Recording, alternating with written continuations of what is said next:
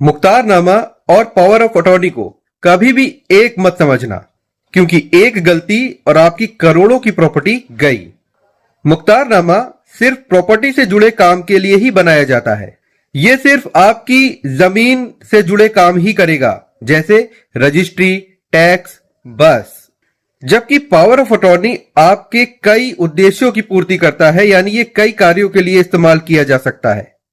यह आपका बैंक खाली कर सकता है, कोर्ट केस लड़ सकता है, बिजनेस भी चला सकता है। मतलब पावर ऑफ अटॉर्नी मुख्तारनामा से 10 गुना ज्यादा पावरफुल है। अब सबसे बड़ी गलती लोग क्या करते हैं? वकील से कहते हैं जर्नल पावर ऑफ अटॉर्नी बना दो। जनरल पावर ऑफ अटॉर्नी का मतलब आपने सामने वाले को अपनी पूरी जिंदगी की चाबी ही दे दी।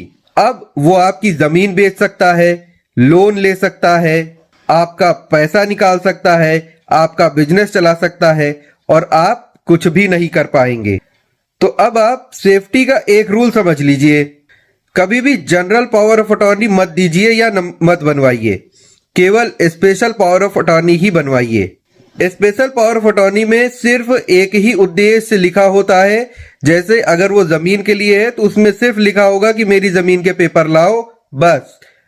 जैसे ही ये काम होगा उस पावर ऑफ अटॉर्नी का उद्देश्य खत्म, वो वैलिड नहीं रह जाएगी। और हाँ, पीओए जैसे ही बने तुरंत ही आप रजिस्ट्रार ऑफिस में इसका कैंसिलेशन भी रजिस्टर करवा दीजिएगा।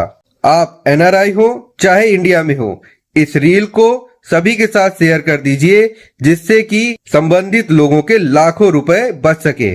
धन्यवाद।